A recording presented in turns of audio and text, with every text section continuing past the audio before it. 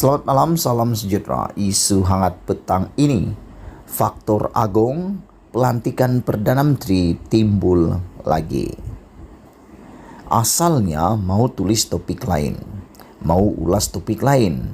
Ubah fikiran apabila terbaca laporan 18 April, Muhammad Hassan, Timbalan Presiden UMNO, menyifatkan keputusan partinya menamakan Ismail Sabri Yaakob sebagai calon Perdana Menteri untuk PRU 15 menunjukkan kesepakatan, kematangan dan kestabilan UMNO menghadapi pilihan raya yang ramai percaya akan diadakan tidak lama lagi.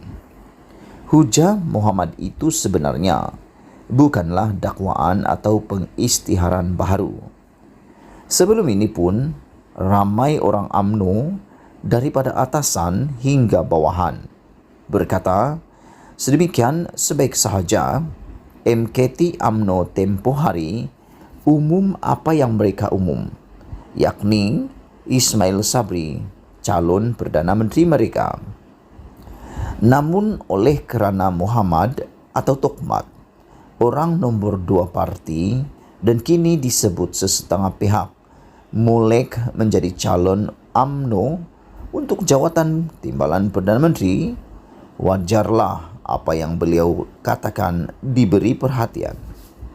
Lagipun, beliau juga berkata, keputusan menamakan Ismail calon Perdana Menteri sekaligus menutup spekulasi bahawa UMNO berkecamuk dalam menentukan poster boy untuk menghadapi PRU 15 kelak.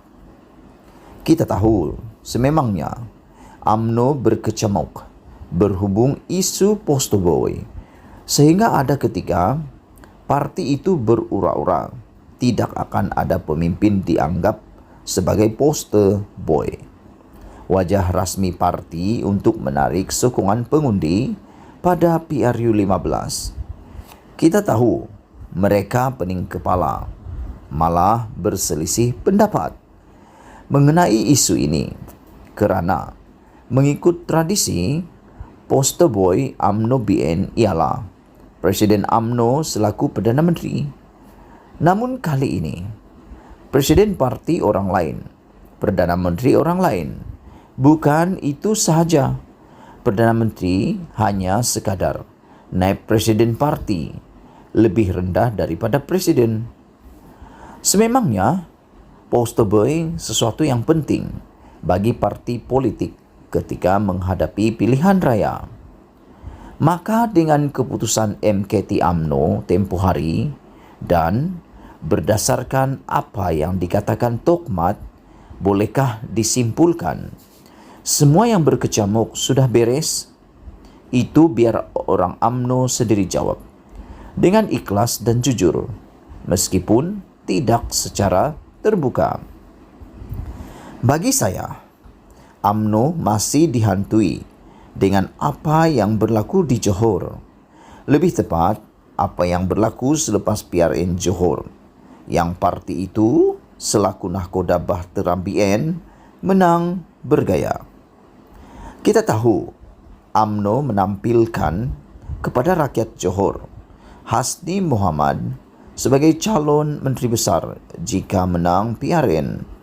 Namun, Istana Johor melantik On Hafiz Ghazi sebagai Menteri Besar sekaligus membatalkan pilihan UMNO BN. Saya kata, apa yang berlaku di Johor masih menghantui UMNO ialah kerana ramai orang politik dan bukan politik berpendapat perkara yang sama boleh berlaku di peringkat persekutuan. Lantas kata mereka, bukan pasti Ismail akan jadi Perdana Menteri kalaupun UMNO BN menang PRU 15 dengan majoriti mencukupi untuk menubuhkan kerajaan persekutuan. Bak kata Presiden PAS Abdul Hadi Awang, nanti jadi macam Johor. Calonkan orang lain, naik orang lain, order barang lain sampai hok lain.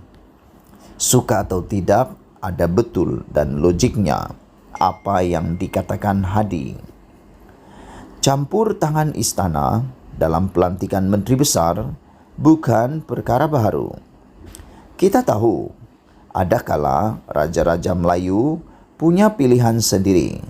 Selain tokoh yang diutarakan parti yang menang pilihan raya dan memerintah atas sebab dan alasan tertentu. Pada 1978, Perdana Menteri ketika itu Hussein On melantik Abdul Rahim Bakar sebagai Menteri Besar Pahang. Bagaimanapun, Rahim hanya sepenggal kerana krisis dengan Sultan Pahang. Pada 2016, berlaku kebuntuan di Terengganu apabila Menteri Besar waktu itu Ahmad Razif Abdul Rahman dikatakan berdepan masalah dengan Sultan Terengganu. Darjah kebesaran yang membawa gelaran Datuk Seri ditarik balik oleh istana. Pun begitu, krisis besar-besaran dapat dielakkan pada Disember tahun itu. Sultan berkenan memberi semula darjah kebesaran berkenan. Tentu kita tidak lupa langkah Kajang di Selangor pada 2014. Sultan Selangor tidak berkenan dengan calon tunggal untuk jawatan Menteri Besar yang dipersembahkan oleh PKR. Calon berkenan kita tahu ialah Wan Azizah Wan Ismail. Setelah berlaku kebuntuan, Sultan Selangor memberi perkenan atas pelantikan Azmin Ali untuk menggantikan Khalid Ibrahim yang telah disingkir daripada jawatan Menteri Besar. Banyak lagi peristiwa di mana istana terbabit secara langsung memilih Menteri Besar walaupun parti politik yang mempunyai jumlah terbesar wakil dalam Dewan Undangan Negeri berhak memilih Menteri Besar dalam kalangan mereka. Bekas Perdana Menteri Dr. Mahathir Mohamad pernah dilapor berkata, "Jika raja-raja yang pilih Menteri Besar, kita bukan negara demokrasi." Saya setuju. Amalan lazim ialah parti politik sama ada BN maupun Pakatan Harapan setelah membuat keputusan siapa di antara mereka layak jadi Menteri Besar akan mempersembahkan nama tokoh berkenan untuk mendapat perkenan raja. Bagaimanapun seperti dikatakan tadi, terutama sejak kebelakangan ini, senarai nama dipersembahkan kepada istana. Gambarannya ialah dengan memberi senarai nama, parti politik seolah-olah mengizinkan raja-raja membuat keputusan muktamad siapa yang harus dilantik Menteri Besar. Apabila Pakatan Rakyat menang di Perak pada PRU 2008, gabungan itu mengemukakan kepada Istana Perak 3 nama yang pada hemat mereka layak jadi Menteri Besar. Raja Nazrin Shah yang masa itu pemangku Sultan memilih Nizar Jamaluddin yang pada ketika itu mewakili PAS. Dalam temu bual saya dengan pakar perlembagaan Aziz Bari pada 2019, beliau fikir telah jadi satu budaya politik. Parti politik menyediakan senarai mengandungi beberapa nama. Pada hemat beliau, ini satu masalah parti-parti politik dan ahli politik yang sedang bersaing dalam kalangan mereka. Tetapi mungkin juga senarai nama diserahkan kerana ada kemungkinan istana akan menolak calon tunggal yang dikemukakan parti yang punya majoriti di DUN. Seperti yang kita tahu telah berlaku pada masa lalu. Kata Aziz dalam temu bual itu, dalam sistem berparlimen, ketua negeri tidak boleh lakukan itu. Bahkan, tidak ada perundangan yang menyatakan lebih daripada satu nama mesti diutarakan oleh parti majoriti.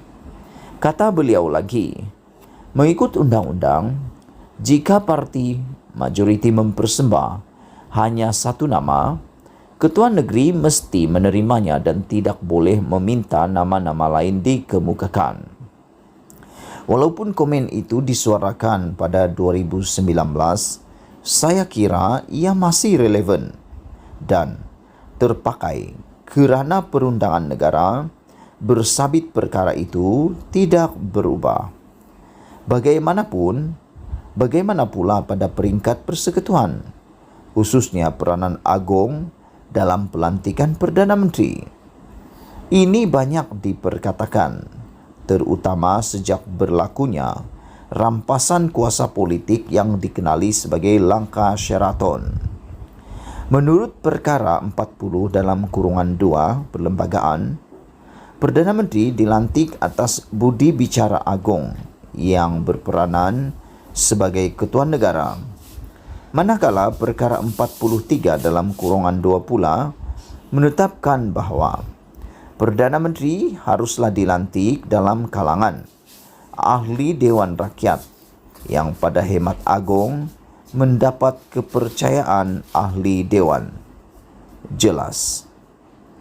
Berbalik isu Ismail Sabri dinamakan UMNO sebagai calon Perdana Menteri, walaupun Hadi tidak menyebutnya secara jelas maupun khusus, pada saya beliau merujuk soal perkenan Agong dalam pelantikan Perdana Menteri apabila beliau berkata, nanti jadi macam Johor, calonkan orang lain, naik orang lain, orde barang lain sampai hok lain. Malah naib Presiden UMNO Khalid Nordin sendiri tidak menolak kemungkinan apa yang berlaku di Johor boleh berlaku juga pada peringkat persekutuan. Beliau bagaimanapun bercakap dalam konteks menamakan Ismail sebagai calon Perdana Menteri adalah langkah penting untuk UMNO bergerak ke depan berikutan isu pelantikan Menteri Besar Johor. Kata Khalid, UMNO tidak harus dibelenggu dan tidak dapat bergerak akibat isu Menteri Besar Johor.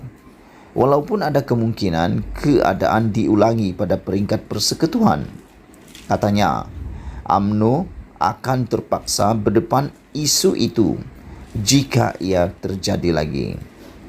Kata apapun berhubung menamakan Ismail calon Perdana Menteri UMNO, bagus untuk parti, tunjuk kematangan dan kesepakatan dan macam-macam pujian. Hakikatnya bagi saya, apa yang terjadi di Johor dan apa yang dilakukan istana menolak calon parti dan mengangkat pilihan sendiri masih dan tetap menghantui UMNO. Kata-kata Khalid membayangkannya. Sekian isu hangat malam ini. Jangan lupa tinggalkan komen Anda. Sila tekan butang subscribe dan kita jumpa lagi. Bye-bye.